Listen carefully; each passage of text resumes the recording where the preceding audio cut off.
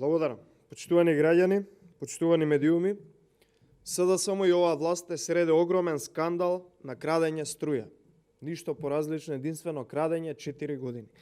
Сега веќе и повеќе од јасно зошто молчат СДСМ со денови за најголемиот скандал за крадење струја во градскиот трговски центар.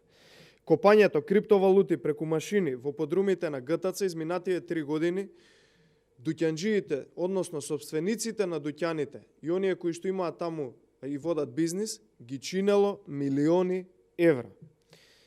Од собственици на бизниси ги доведоа на питачки стап. Дополнително, обидот за цензура од страна на раководството на ГТЦ е пуштен на најако.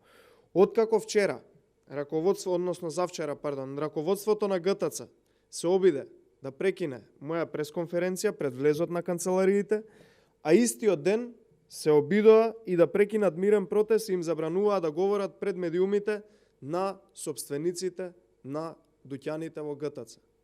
Ова нема помине. И Ѓоко Трајчевски и Трајанка Тасевска, кои се кадри на СДСМ и партијски штитеници на Зоран Заев, во ниту еден случај нема да замолчат никого. Единствено што можат е да си подготвуваат одбрана и да им објаснат на собствениците на дуќаните колку пари им е направена штета изминативе години и дали и на кој начин ќе им надоместат. Вчера медиумите исто така пренесоа дека и во железница се копале криптовалути во канцеларија. Замислете, државата е девастирана од оваа влада. Не се знае во ниту една институција што и како се прави.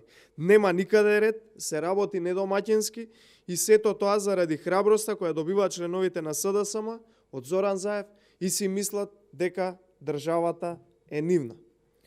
Во ГТЦ директорите продавале 3, дури и 4 пати поскапа струја на дуќаните за да надоместат крадење на струја. Внимавајте, продавале повисока струја на честните луѓе кои што работат таму, само за да надоместат крадење на струја од страна на коалициониот партнер на СДСМ, семејството Бајрам. Дополнително, отворено се сомневаме дека ова не е изолиран случај за крадење струја за копање криптовалути, случајот со семејството Бајрам, туку дека има и други кои што истото го прават или го правеле во просториите, подрумските простории на ГТЦ. Најмалку што може, а наместо да молчат и да ги нема никаде и да штитат криминал раководство на ГТЦ, можеа да направат увид низ целото ГТЦ и да видат дали има на друго место крадење на струја за копање криптовалути. Но тие одлучија да молчат, одлучија да штитат криминал, нормално затоа што и самите се вмешани во истиот. И според наши сознанија, постои можност изминативе денови да се изнесували други машини на диви копачи на криптовалути од ГТЦ.